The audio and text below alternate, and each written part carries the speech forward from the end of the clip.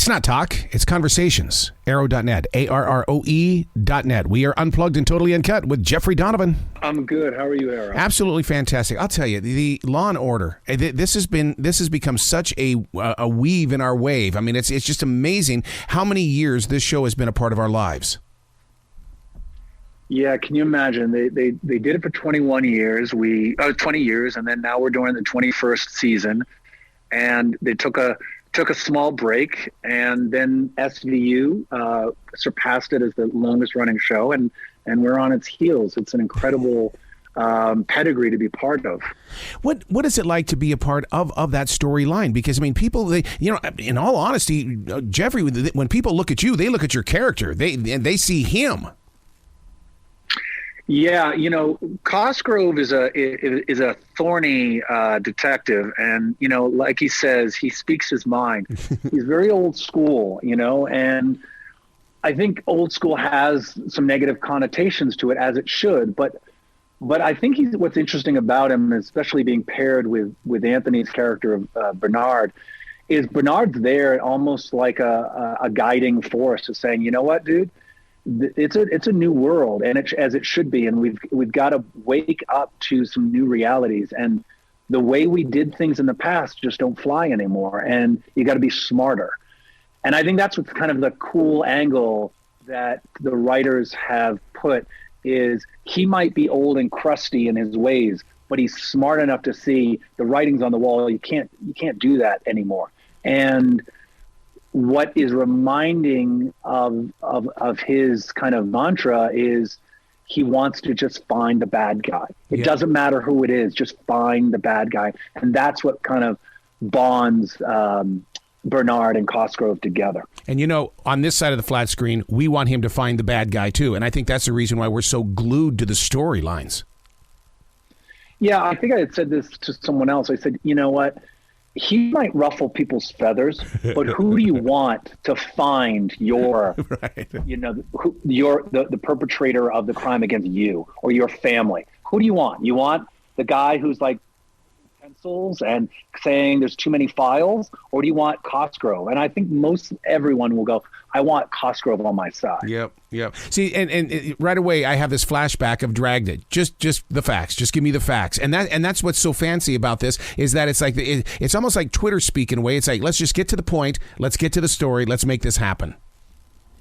Yeah, it's very succinct, very to the point, and its story is king. Mr. Wolf and another great artist that I worked with of his generation, Mr. Eastwood, they say story is king, and it's not. It couldn't be put better. We're just, our characters are going to be unique and exciting and challenging, but it's always going to be the story of the week. If someone was killed, how are we going to solve that?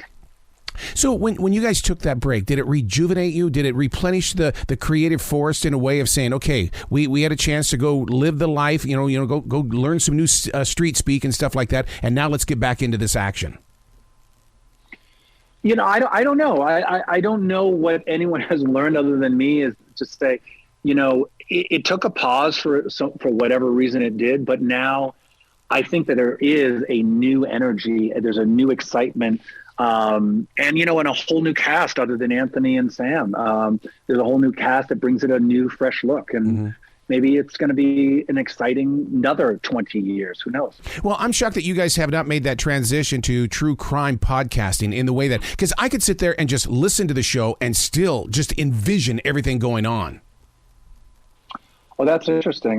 You should actually pitch that and produce it. Create the podcast Law and Order, and all it is just our audio. Yeah. And that's becoming a big thing right now, where the storytelling isn't necessarily journalists. What they're doing is they're hiring actors to do voiceover work, and I feel like I'm like right there in the moment. Oh, that's interesting. I've listened to quite a few podcast stories, and I got into them. There's I don't know if you've I'm gonna blank on a lot of the names that I've listened to, but they're quite compelling. When you put your headphones on, you kind of disappear into that world. So true, so true. So when you get your scripts and stuff like that for each episode, do you try to solve the crime as a regular everyday person before you get to the end, or do you allow those words to say, okay, I've got to, I can't put myself into this. It's got to be the detective that takes the script over.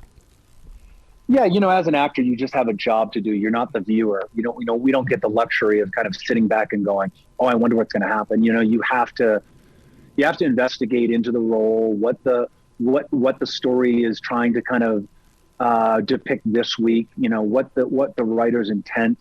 But I do something that I don't know if people know this. I don't read the order last 30 pages of the script because I want to watch the show. Yep. So I do my job as the cop, and I work on it, and I read the script. But when it gets over to the order side, and Hugh and Odelia and Sam take over, I actually put the script down because I want to see it. I become the fan of the show, and I want to see if they're going to be found guilty or not. Oh my God! It's like the master is the student. I don't know. I'm definitely the student part. I don't know about the master. So when you sleep at night, do you hear that infamous sound? Shwang? Because you're surrounded. No, but when we're on the show though, we often at the end of a scene we'll go dunk dunk.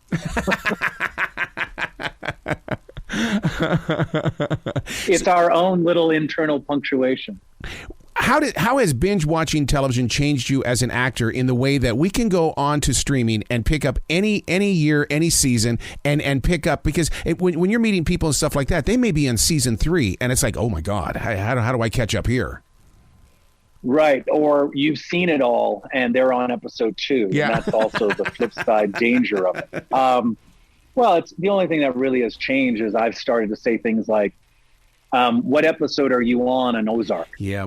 Before I even start talking about Ozark, or something like that, because you don't want to, give away a huge plot twist, It hasn't changed me as an actor at all, what streaming has done at all, because the craft is the craft. You do what you do, and, you memorize your lines and you try to be truthful, and, you play, and, and hopefully the actors that you are opposite bring it so that, you can play opposite them. And so nothing has changed, just the format and the platforms. That's how the viewing has changed, but not the craft. Have the writers ever planted any thoughts inside your role, and then all of a sudden you go, wow, I'd like to exercise this out there in the real world?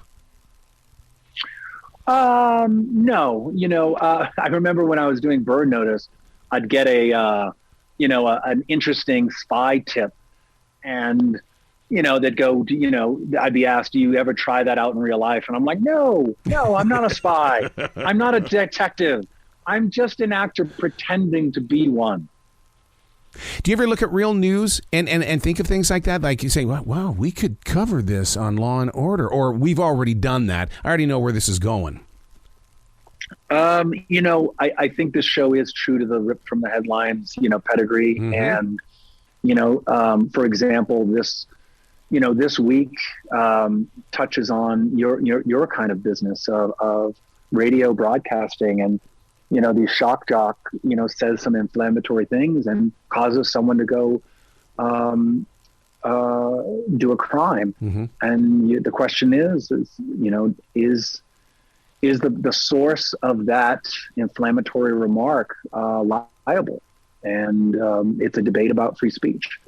So I think it's really a fascinating world that we live in. Sometimes you say, hey, I didn't cause that person to do anything. And then other people hide behind, no one takes what I say seriously, so you can't use it against me. So it's an interesting debate about what the power you guys have of, do you want to be considered taken seriously, or is everything that you say meaningless?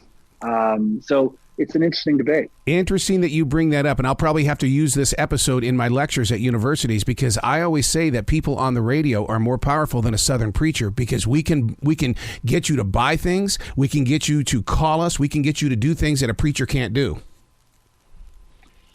Yeah, but also, when you bring up an analogy of a preacher, I think what a preacher is doing is very specifically and it's on a specific day, Yep. and you are in a sacred, house. And for the most part, I think for a great deal, you are trying to make someone feel better about who they are and act better in life. Yeah. Hey, let's all slow down for a second. Let's all unplug for a second. Let's all take a breath and maybe be kind to one another.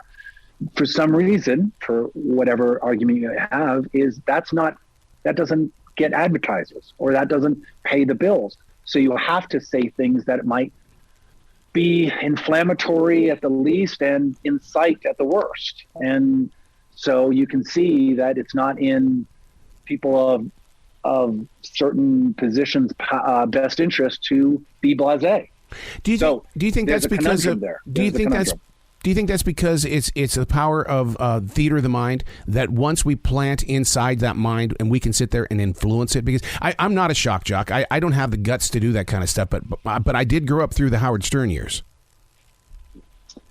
I can't speak about the power that you have or the susceptibility of the viewer. I can't. I'm not running tests, with millions and millions of people. All I can say is that intent. What's your intent? A preacher's intent is probably to spread kindness. Yep. And those who are trying to sell something may not be trying to sell kindness. That's as general and as specific as I could probably be an authority on. Yeah. So for you to go from role to role, going from TV to movies and working with someone like Guy Ritchie, what is that like for you and your imagination? Because at one point in time, you were a child who had a dream of becoming that actor. Here's a funny, boring story. When I was a kid, and I watched movies, and I would watch, Jimmy Cagney, or I would watch Jimmy Stewart, or I would watch, a spaghetti Western of Clint Eastwood. I thought, real, obviously they weren't really shooting real bullets and killing people, but I thought their roles, in the grand sense, the roles, that's who they were. That's what they did. And the bad guys, that role of a bad guy, that's not who they were in their person, but that's their role of being a bad guy. Yeah. And the hero in the John Wayne was the good guy.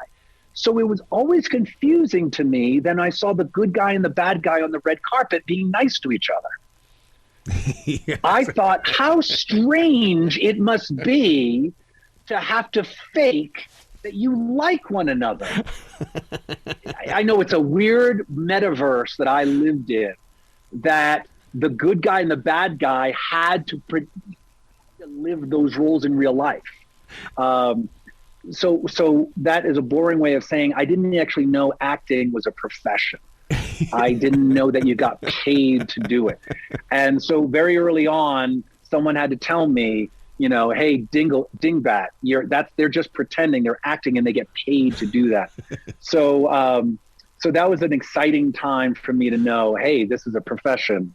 I can actually go act and study and learn how to do that. So that was a kind of a fun thing to know that I could make it possibly one day as an actor. And now, 35 years later, because I guess I was like a 15, 16-year-old boy when I was thinking that, here I am on billboards playing a good guy, trying to catch bad guys. Man, you drew the picture of, I always freak out when I see Tom Brady and Aaron Rodgers together. It's like, no, don't talk to each other. I don't want you to talk to each other. Come on, stop it. Yes. Yes. Or Pedro Martinez and Barry Bonds hugging. Like, I'm like, wait a minute. That's so weird. Jeffrey, you got to come back to this show anytime in the future. The door is always going to be open for you. It was my pleasure, and I really enjoyed it. You bet. Be brilliant today.